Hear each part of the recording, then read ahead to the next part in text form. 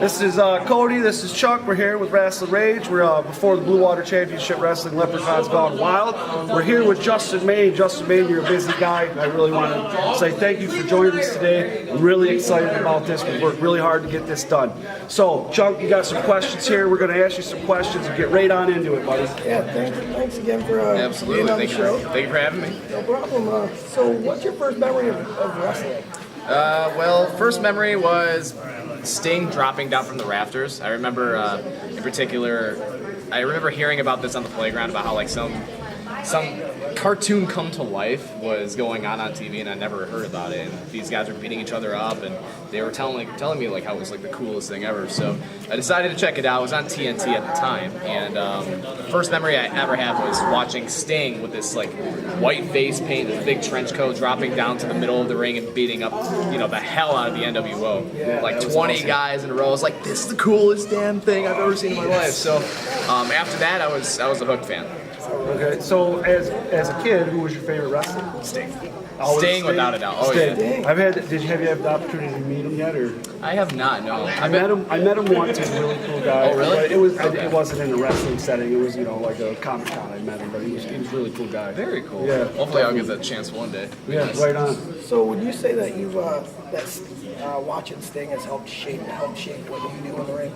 A little bit, more from like a charisma point of view. So there's one thing about Sting that I think always stood out, but was just the amount of personality that he put into his matches and into his promos and everything. So I think I took a lot of that from him. I used to do the Stinger Splash, and I used to have reverse DDT. So back when I first started, I would take some of his moves, but as I progressed as a performer, it's been more so just trying to understand what made Sting Sting and using that to my advantage, which was his personality. Yeah. So just letting my personality shine through. All right, that's cool. When did you realize that you wanted to be a professional wrestler? Well, I realized very early on that I couldn't be a Power Ranger.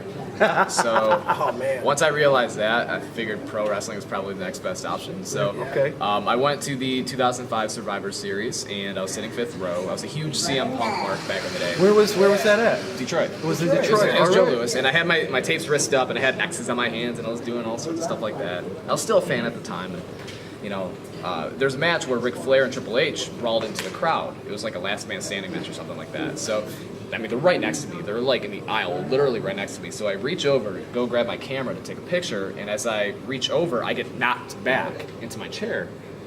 And I'm thinking, like, what the hell just happened? So I look back up, and I see Triple H, like, standing right here, like, less than 3 feet away from me.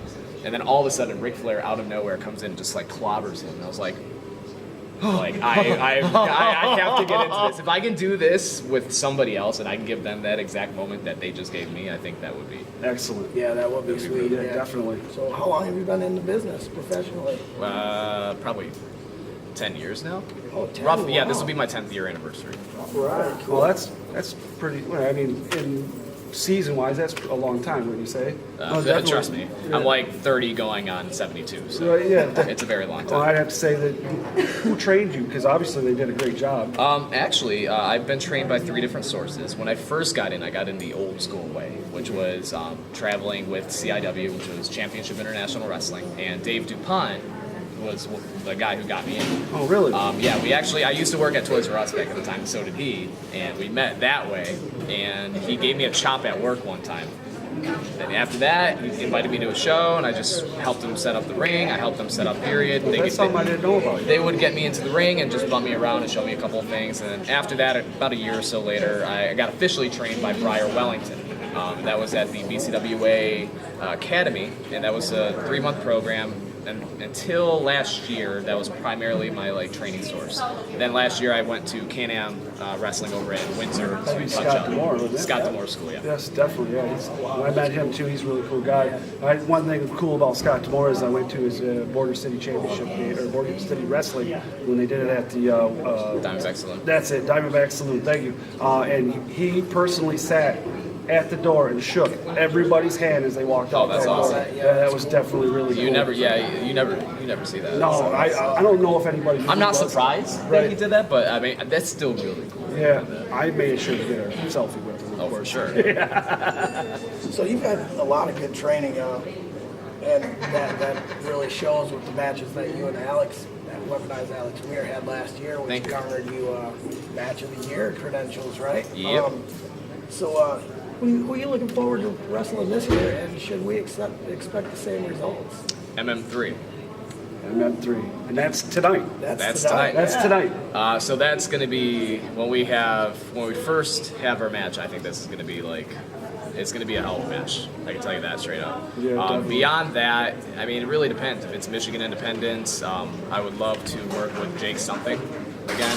I haven't worked with him in a while, and we always have really good matches. I mean, there's a lot of great talent coming in, like Ackerman would be a great match. yeah, That would be he's really cool fun. too. Dre Jacobs would be a great match. Oh yeah. Never worked with DBA, so I'd love to work with DBA. Really? I mean, there's a lot of great talent in Michigan right now. I mean, and this state's starting to rise up with a lot of talent definitely. producing. So Definitely. I'd love to take on anybody I haven't worked with before. So Well, definitely. really, I'm open to anybody. So obviously we're here at B.W.C.W, and we know you've worked for plenty of other organizations. I know you've worked for Clash. Yeah. You know, you mentioned CIW. Is there anybody else that you worked for besides those guys? Let's see, who else? UCW over in Bay City was one I worked with for a while. American Sky Dojo, way up north, was another one that I've worked with. XICW is another promotion I'm starting to work with now. Michigan I've worked with most promotions in Michigan. The goal right now is to branch out over more into like Illinois. Yeah, definitely. Maybe a little bit more down south. If I can get over to LA, that'd be great. But Michigan, you know, is kind of, you know, I've been here for a few years. I'd like to start getting out there a little Venture out somewhere else, get your get name feelers out out somewhere else. there, Yeah, definitely. So we all know that you've made appearances on Raw and on SmackDown. How are those experiences different than like the Water Championship Wrestling or Clash? They're bigger, obviously. I mean, you got more people in the crowd. It's an arena show, so you have to perform so that everybody in the crowd can see. Right. Whereas with an independent show, it's more intimate. You can show things a little bit differently in an independent show. You can interact with the crowd a lot more, which I actually really appreciate. I like the feedback from the crowd. I like the interaction piece. But with WWE, obviously, it's on a worldwide scale. Right. So that's the really cool aspect of that and whatnot. So they both have their kind of like their positives and negatives and whatnot. But as long as I'm performing and I'm able to do what I want to do in the ring and story-wise and tell just good stories, I think that would be. I think it doesn't matter where I'm at. That's what I prefer. Definitely. Well, we definitely want to say thanks for coming on the show. Yeah, absolutely. But before we get out of here, we know you're about ready to face MM3. You already said that that's a match you're looking forward to. Is there anything else you'd like to tell the people that watch our show, or anybody for that matter? Yeah. So I just wanted to thank you guys for the support over the years. It's been a hell of a wild ride.